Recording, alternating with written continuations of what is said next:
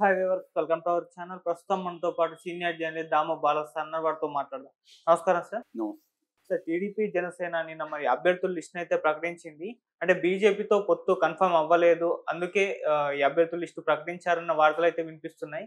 మరి ఇప్పుడు తెలుగుదేశం అండ్ జనసేన రెండే సోలోగా వెళ్ళడం చూస్తున్నాం. మరి బీజేపీతో పొత్తు లేకపోవడం వలన ఇప్పుడు చంద్రబాబు గారికి ఇది లాభమా నష్టమా సార్? యాక్చువల్‌గా చంద్రబాబు ఈ మంత్ 8థ్ కలిసాడు ఢిల్లీకి ఉమ్, వెళ్ళి. దాదాపు 20 రోజులు అయిపోతుంది.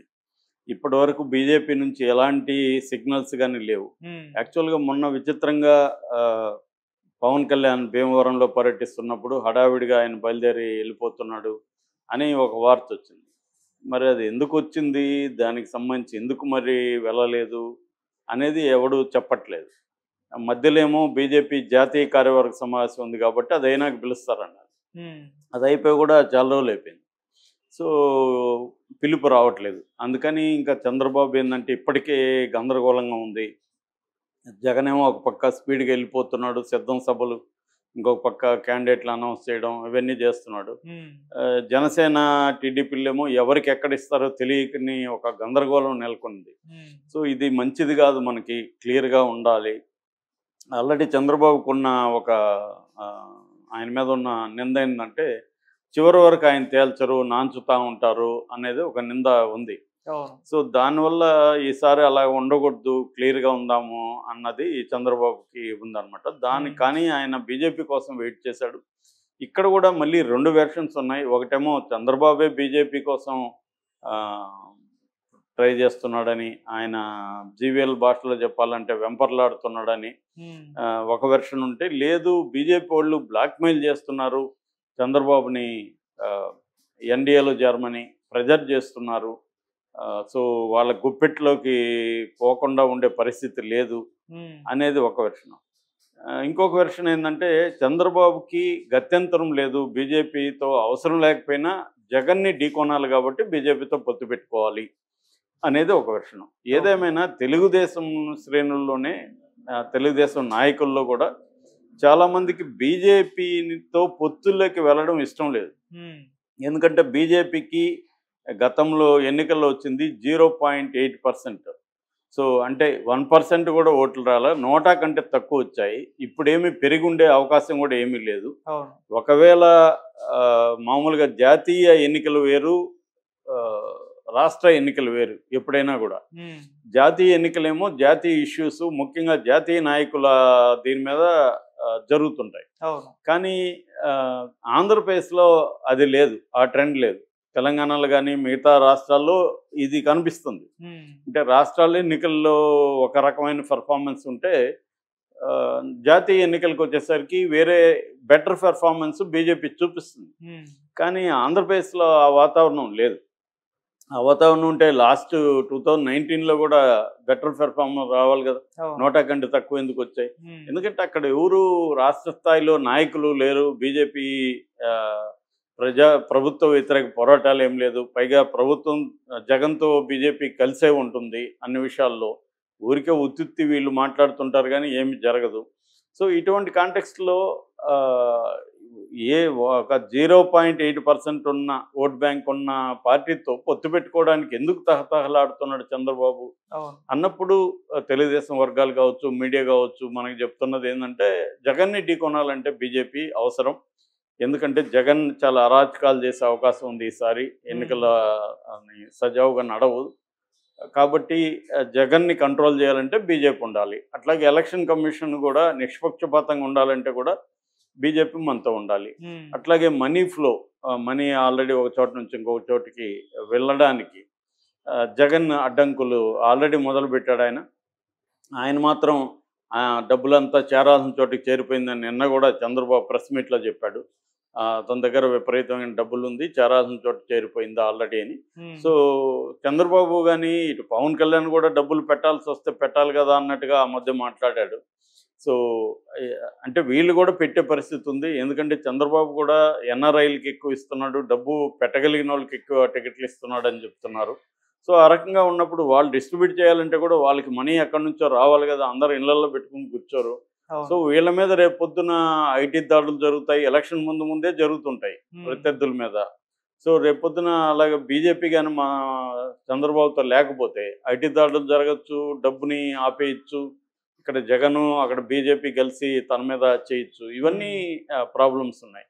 సో వీటన్నిటిని ఆలోచించి చంద్రబాబు ఏంటంటే బీజేపీతో పొత్తు పెట్టుకోవాలని. ఇంకొక విషయం కూడా ఉంది. రెండోది, బీజేపీతో పొత్తు లేకపోతే పొరపాటున కర్మగాలి చంద్రబాబు ఓడిపోయి మళ్ళీ జగన్ అధికారంలోకి వస్తే ఖచ్చితంగా చంద్రబాబు జైలుకి పెట్టే అవకాశం ఉంది. కాబట్టి ఏ రకంగా చూసినా, ఎందుకంటే బీజేపీని మళ్ళీ అధికారంలోకి వస్తుంది అనేది అది క్లియర్ అయిపోయింది, ఎవరికి కొంచెం కూడా డౌట్ లేదు. సో ఇటువంటి కాంటెక్స్ట్లో అన్ని వైపుల నుంచి చంద్రబాబు ఆలోచించి బీజేపీతో పొత్తు పెట్టుకుందామని ట్రై చేశాడు. కానీ బీజేపీ ఈసారి ఏంటంటే జగన్ని దూరం చేసుకోవడానికి రెడీగా లేదు. సో జగన్ మొన్న ఈ చంద్రబాబు ఇలా రాగానే జగన్కి అపాయింట్మెంట్ ఇచ్చారుగా వాళ్ళు. వీళ్ళేమంటున్నారు, జగన్ వెళ్ళాడంటే వాళ్ళు అపాయింట్మెంట్ ఇకపోతే ఎలా వెళ్తాడు? అవును. కాబట్టి వాళ్ళు అపాయింట్మెంట్ ఇచ్చారంటేనే ఇంపార్టెన్స్ ఇస్తున్నారు. సో టైం కూడా ఎక్కువ ఇచ్చారని ఆ రోజు చెప్పారు. సో జగన్ ఖచ్చితంగా ఏం చెప్తాడు? పొత్తు వద్దనే కదా చెప్తాడు. జగన్ చంద్రబాబుకి మేలు చేసి ఏదన్నా వ్యతిరేకిస్తాడు కదా. సో ఆ రకంగా మీరెందుకు పొత్తులేకెళ్తాడు? దానివల్ల మీకేంటి ఉపయోగం? నాకు ఆల్రెడీ రాజ్యసభలో 11 మంది ఉన్నారు, రేపు పార్లమెంట్లో కూడా వరస్ట్ అన్నా నాకు 50% అన్నా వస్తాయిగా. కాబట్టి నేను అది మీకు ఇస్తాను, ఎలాగో చంద్రబాబు మీకు సపోర్ట్ చేస్తాడు కదా, మీకేం అవసరం అనేది అతను చెప్పుండొచ్చు. అయితే వాళ్ళు జగన్ చెప్పిన దాని మీదే బేస్ చేసుకొని వాళ్ళ నిర్ణయాలు ఉండవు. వాళ్ళ పార్టీకి ఏది మంచి చేస్తుంది, ఏది ఉపయోగం, షార్ట్ టర్మ్లో ఏది ఉపయోగం, లాంగ్ టర్మ్లో ఏది ఉపయోగం అనేది వాళ్ళ క్రైటీరియా తప్ప జగన్ చెప్పాడు కాబట్టి వాళ్ళు ఉండదు. కాకపోతే జగన్ ఏంటంటే అస్యూరెన్స్ ఇచ్చుంటాడు, నేను ఇప్పటి వరకు ఎలాగ నమ్మకమైన మిత్రుడిగా మీతో ఉంటున్నాను, నెక్స్ట్ కూడా అంతకంటే ఎక్కువే ఉంటాను నేను అనేది అస్యూరెన్స్ ఖచ్చితంగా ఇచ్చుండొచ్చు. కాబట్టి మీరు నాతోనే ఉండండి అని చెప్పడంలో తప్పులేదు కదా. జగన్ వైపు నుంచి చూసుకున్నప్పుడు జగన్ ఖచ్చితంగా చెప్తాడు, ఎవరైనా చెప్తారు.